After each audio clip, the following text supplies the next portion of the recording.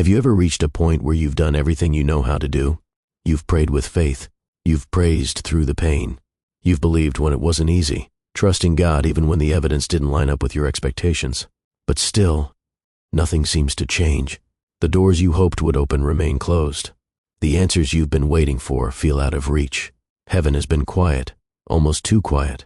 Maybe you've started to wonder, God, did you forget me? Did I miss something? Or even, did I do something wrong? But here's something important, something that could shift your entire perspective. A delay from God is not a denial. Just because it hasn't happened yet doesn't mean it won't.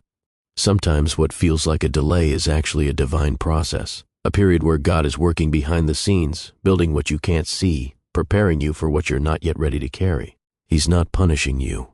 He's not ignoring your prayers. He's getting everything in order, the timing, the people, the opportunities, to meet the version of you that he's still shaping and maturing. Let's look at Habakkuk 2:3. For the revelation awaits an appointed time. It speaks of the end and will not prove false.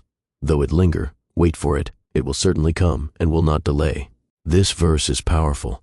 It reminds us that even if something hasn't happened yet, it doesn't mean God has said no. We often mistake silence for absence and confuse waiting with being forgotten. But God doesn't forget. He doesn't lose track of time. He doesn't misplace your prayers. If he gave you a promise, it's still active. Even if you can't see progress, even if everything looks still, God is still moving. His timing isn't based on convenience, it's based on purpose. And his purpose for your life is always greater than your current frustration. But let's be honest, waiting can be hard. It can feel like everyone else is moving forward, friends announcing engagements, getting promotions, celebrating breakthroughs. And you're left wondering, God, what about me?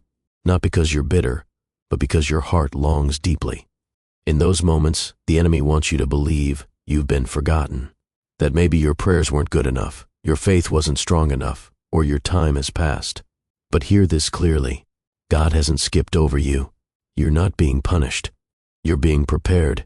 Some promises are too big to rush. Some blessings require maturity. Some seasons of waiting are actually seasons of becoming, where God is shaping you into the person who can sustain what he's about to deliver. If he gave it to you too soon, it might crush you. But when it arrives at the right time, his time, it won't just bless you, it will empower you. It will multiply. It will align perfectly with the story he's writing through your life. God hasn't forgotten you. There is purpose in this pause. There is strength being built in your silence. There is depth being formed in your waiting.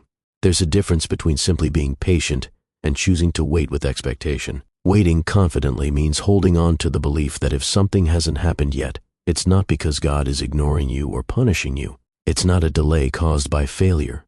It's a divine delay, orchestrated to protect the perfect timing of his plan.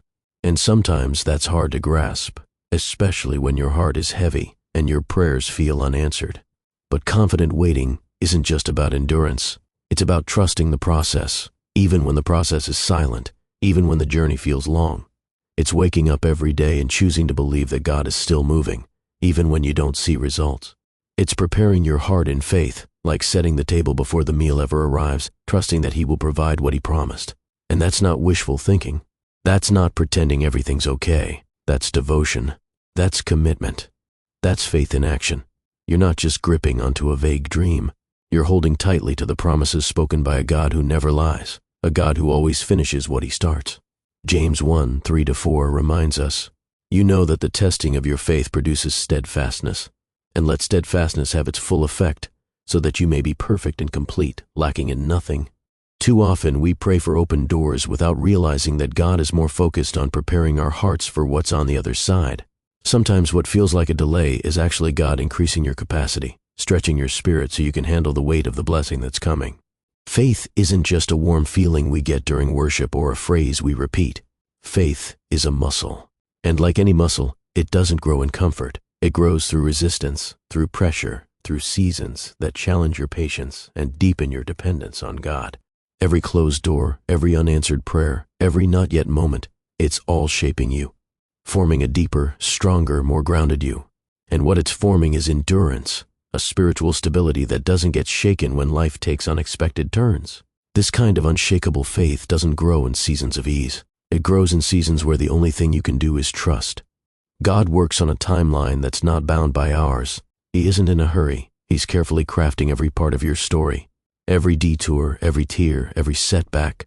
They're not wasted.